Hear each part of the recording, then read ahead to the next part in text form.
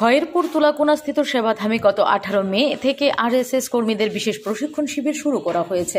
এই প্রশিক্ষণ শিবিরে 3 দিনের সংঘ পরিচয় বর্গ থেকে শুরু করে 15 দিনের সংঘ শিক্ষা বর্গ, 20 দিনের কার্যকর্তা বিকাশ বর্গ 1 এবং 25 দিনের কার্যকর্তা বিকাশ বর্গ 2 অনুষ্ঠিত হবে।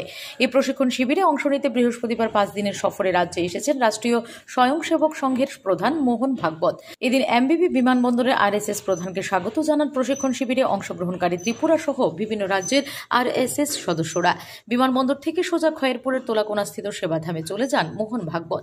সেবাধামে বৃহস্পতিবার থেকেই প্রশিক্ষণ শিবিরে অংশগ্রহণ করলেন তিনি। জানা গেছে, রাজ্যে অবস্থানকালে প্রশিক্ষণ শিবিরে অংশগ্রহণকারীদের সাথেও মত বিনিময় করবেন সংঘ পরিচালক মোহন ভাগবত। এই প্রশিক্ষণ শিবিরে ত্রিপুরা ছাড়াও অরুণাচল প্রদেশ, মেঘালয়, মণিপুর, মিজোরাম, নাগাল্যান্ড এবং আসাম উত্তর পূর্বাঞ্চলের এই রাজ্যগুলি থেকে আগত প্রশিক্ষণার্থীরা অংশগ্রহণ করেছেন। মোট 152 জনের মতো প্রশিক্ষণার্থী এই শিবিরে অংশগ্রহণ করেছেন। তাদেরকে প্রশিক্ষণ প্রদানের কাজে নিযুক্ত রয়েছেন 30 জন শিক্ষক এবং 40 জন ব্যবস্থাপক। এদিন খয়েরপুরের তুলাকোনাস্থিত সেবাধাম সূত্রে এই সংবাদ জানা গেছে। Bureau report, S Bharat live 24 hours.